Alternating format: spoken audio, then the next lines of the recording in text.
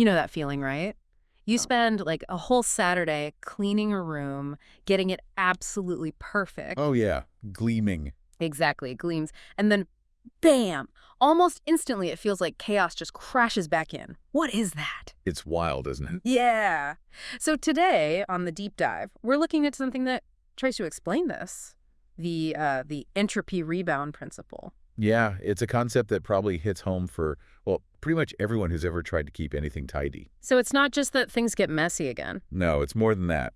The principle suggests that the very act of getting it super clean actually speeds up the return to messiness. Really? How? Well, think about it. That spotless state, it's not really a final goal you achieve. It's more like a temporary illusion, like the calm before the storm. Okay. And the weird part is, right after you clean, your tolerance for any mess just drops to zero. Uh-huh. So even tiny things feel huge, and that kind of accelerates the whole breakdown. That makes sense. That peace you feel is so nice, but yeah, it does feel fragile. So what's actually going on? Like, what are the forces at play here? Well, part of it is just, the universe. The universe is making my room messy. Sort of. It's this thing called environmental entropy. Basically, everything naturally tends towards disorder. It's the default setting. Okay, physics got it. Yeah, rooms, pantries, your desk. They all naturally want to go from ordered to disordered. It's constantly pushing back against that tidiness you created. Right. But that sounds a bit like giving up. Surely we play a part in it too. Our habits. Oh, absolutely. Human behavior is massive here. One big factor is something called visual reset blindness. Visual reset blindness. Okay, tell me more. Once a space is perfectly clean, your brain kind of recalibrates. You get used to perfect. So those first few little things, a cup left out, a book on the floor, you almost don't see them, not properly. Until suddenly you do, because there's loads of them. Exactly. Until it hits a tipping point and feels overwhelming. And that ties into the use value spike. Use value spike. Yeah, perfectly clean space is, well, it's really inviting to use, isn't it? The value you get from using it spikes. True.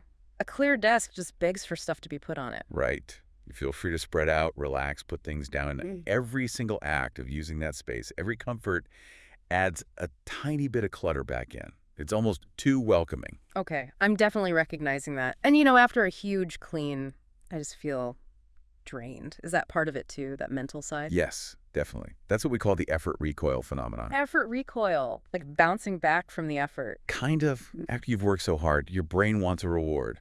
And often that reward is thinking, phew, I did that yesterday. I can relax today. The I deserve break trap. Precisely. And that thought leads to being just a little bit more careless, putting things down just for a second. So your brain's reward system kind of sabotages the tidiness. Wow. So working hard to clean actually sets you up for the mess to come back faster? That's depressing. Well, it explains a lot. Yeah, it does. So when does this principle really kick in? And are there, warning signs, symptoms? It really emerges right after that big, deep clean or decluttering session. You get that emotional reset, that fresh start feeling. And that often comes with, loosened discipline, the main symptom. Probably that internal monologue. I'll just put this here for now. Oh, I know that one well. We all do. And then, boom, hours later, the desk is covered again. Or you feel this rising guilt, not even about the mess, but just that you couldn't keep it perfect. And before you know it, it's back to how it was before you started. Within days, sometimes, yeah. Can you give us some really concrete examples, things we'd all recognize? Sure. Think about that perfectly folded pile of laundry. Does it always make it into the drawers? Okay, maybe not always. Sometimes it lives on the chair for a bit. Exactly. The chair becomes the temporary, then permanent home. Or those storage bins you carefully labeled. Uh-oh, mine are becoming junk drawers again. Right. They slowly turn back into chaos boxes. And floors vacuumed yesterday, mysteriously sprouting clothes today. It's so common people have sayings like, a tidy room attracts chaos. Or, my favorite, vacuum's revenge. Vacuum's revenge, I like that. So really, the main takeaway here is that order isn't a state you maintain passively.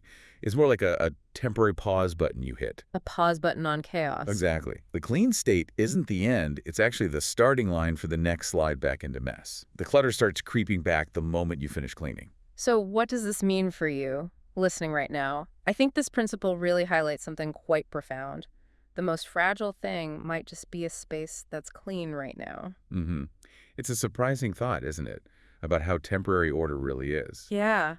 Maybe understanding this helps us be a bit kinder to ourselves about the mess, and maybe more aware of just how fragile that tidiness is. What really stands out to you about these hidden forces working against our cleaning efforts?